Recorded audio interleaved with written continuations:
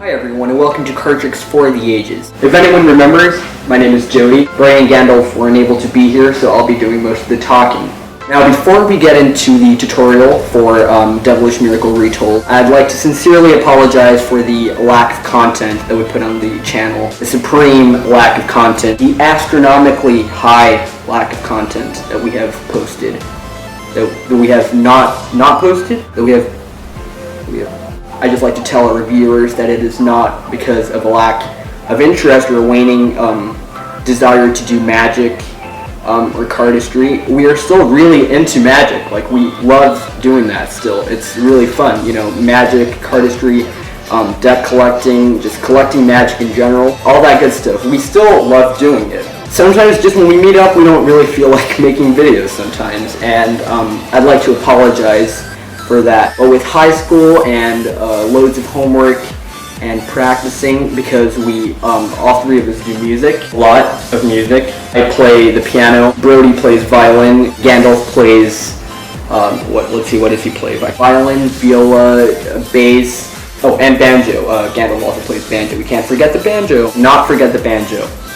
Seeing as this channel caters mainly to male high school teenagers, I'm sure you guys understand. You've probably been there yourself if you have a channel and you're in high school. It's just a little bit trickier than when you're not in high school. For all our female viewers, I'm sure I just hope that you guys understand as well. If we have any female viewers, maybe we might, I don't know. But I think it's probably just almost a male kind of cult, YouTube male magic cult, that kind of thing.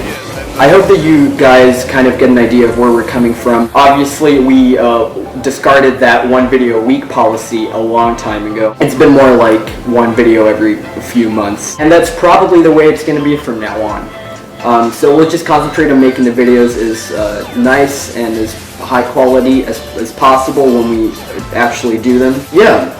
So thank you so much for hearing me ramble on and on. I just wanted to give you guys a little bit of an update on you know, why we've been so absent from the channel. Again, I'd really like to apologize on behalf of Brody, Gandalf, myself, Card Tricks for the Ages, for the long gap between videos. So without further ado, let's get into Devilish Miracle Retold. Okay, let's get right into this tutorial.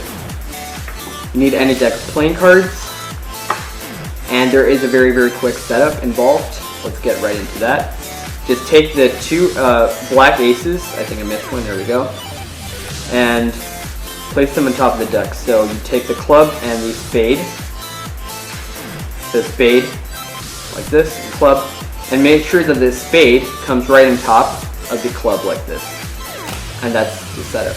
To perform, take the deck and cut approximately a third of the deck like this into your right hand, just about a third, and you're going to be slip cutting the top card as you place this packet onto the table. All I'm doing is dragging the top card with my thumb onto the balance of the deck, this 2/3 portion here. Now if I do this fluently and with the cards angled slightly toward myself, it's invisible. Now just take half of this packet, place it to the right of the packet you just placed on the table. It's going to look like it's your left, but on my right.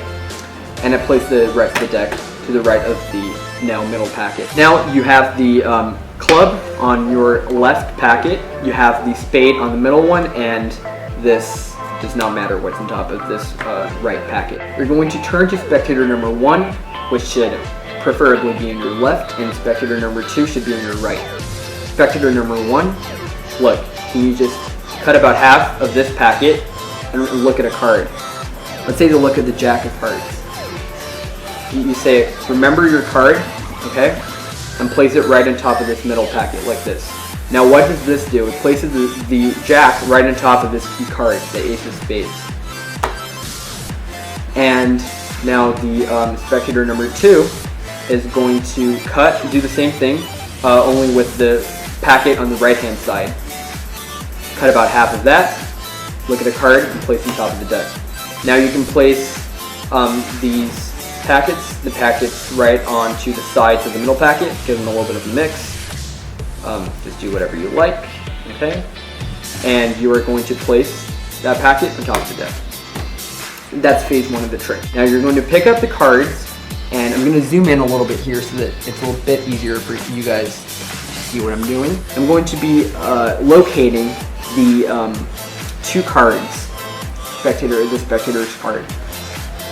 In the performance, you want the cards to be angled toward yourself. It's extremely important. You don't want them to see the cards. Just casually, not a big deal. Just angle the cards toward yourself like this when you're performing.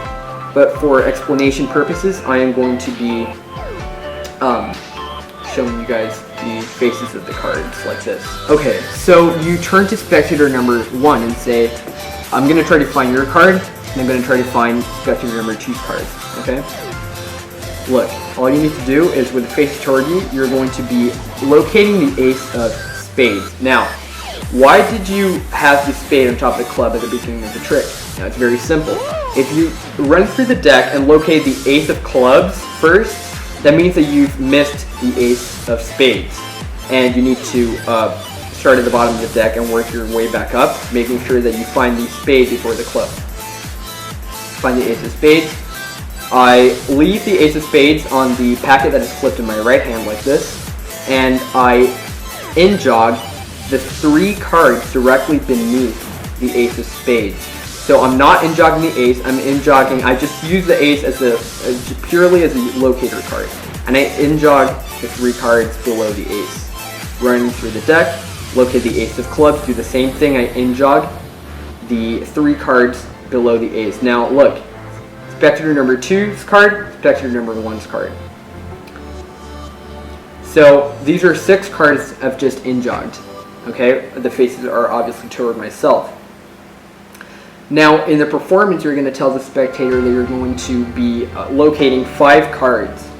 So you strip out 6 cards and you say there are 5, place them right on top of the deck without showing any faces. Excuse me. So now what you're going to be doing, you're going to turn to spectator number 1. Now you're going to perform a count back. So just thumb over the top card, take it in your thumb, index and middle fingers, and flash top card to spectator number 1.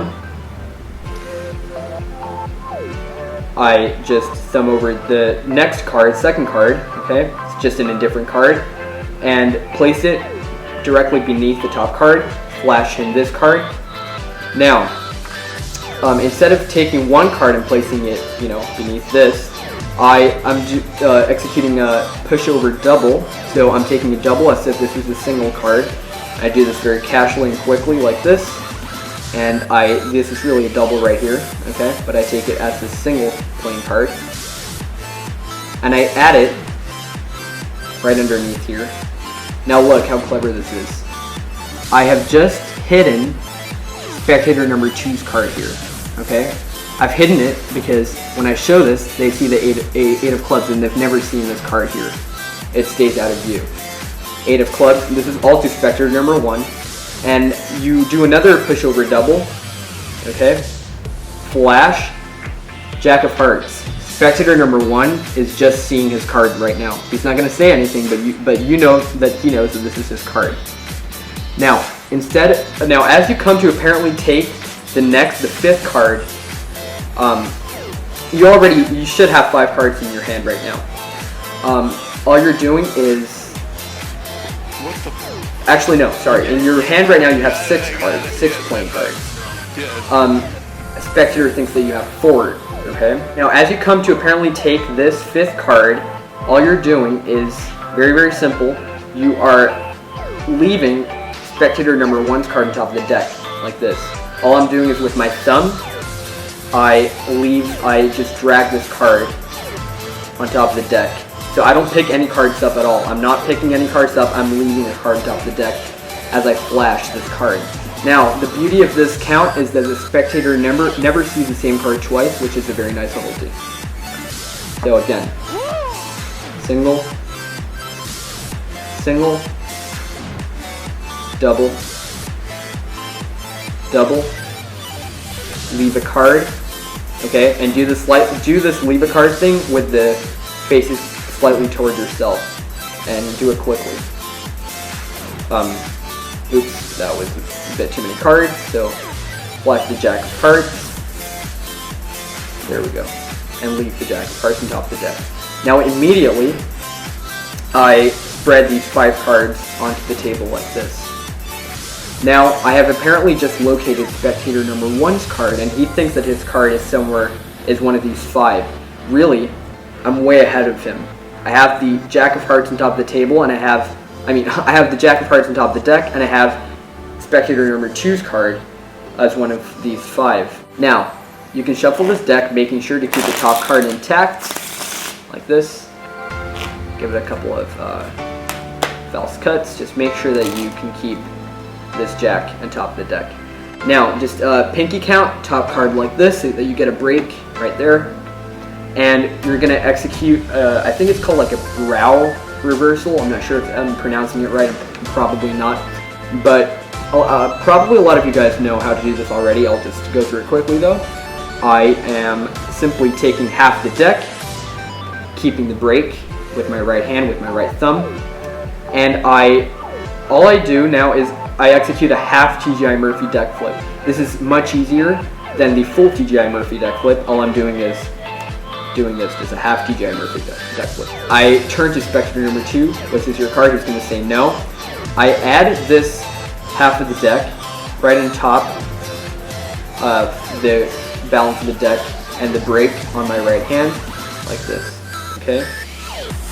Now I pick everything up, including the break. So I'm picking up these cards that just added on top of the deck, plus the reverse card, reverse Jack of Hearts, spectator number 1's card. And, okay, that wasn't this card. I do another half TGI Murphy deck flip. Was that it? All this is done to spectator number 2. He's going to say no. Now just place this right hand packet directly on top of the cards on your left hand. This places the Jack of Hearts, right, face up in the middle of the deck, okay? Turn the deck face down, or the balance of the deck, and you want to place it right on the table, keeping it in view at all times.